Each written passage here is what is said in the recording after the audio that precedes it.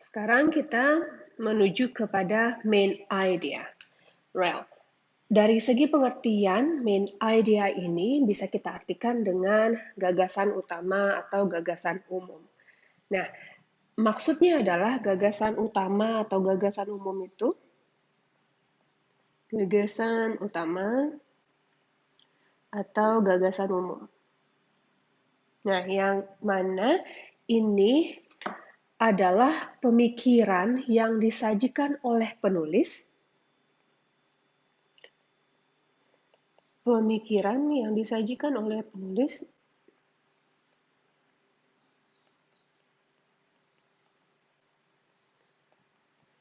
dari awal penulisan si paragraf atau teks itu sampai akhir tulisan. Jadi pemikiran yang disajikan penulis dari awal sampai akhir, baik di dalam bentuk paragraf atau dalam bentuk sebuah teks lengkap.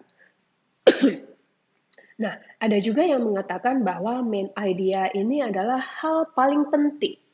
Hal paling penting yang yang si penulis buat tentang topik tersebut. Jadi ini juga diartikan sebagai hal terpenting yang penulis buat tentang, nah ini bahasanya ya, hal terpenting yang penulis buat tentang teks itu atau tentang topik itu.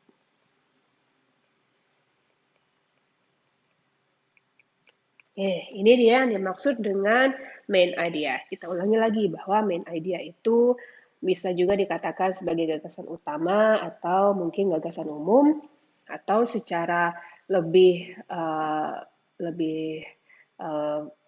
dalam bentuk pemahamannya ini adalah pemikiran yang disajikan penulis apapun itu yang dari awal sampai akhir atau ini juga bisa diartikan sebagai hal terpenting yang penulis buat tentang topik yang dia bicarakan dalam paragraf atau teks tersebut. Oke, silakan catat dulu kalau mau catat. Nah, si main idea ini berbeda dengan topik dalam segi bagaimana kita menangkapnya atau menyatakannya. Tadi topik sudah dibilang dikatakan dengan dalam bentuk noun atau juga noun phrase. Sedangkan main idea ini selalu merupakan kalimat lengkap. Ya, main idea ini dinyatakan dalam bentuk kalimat lengkap.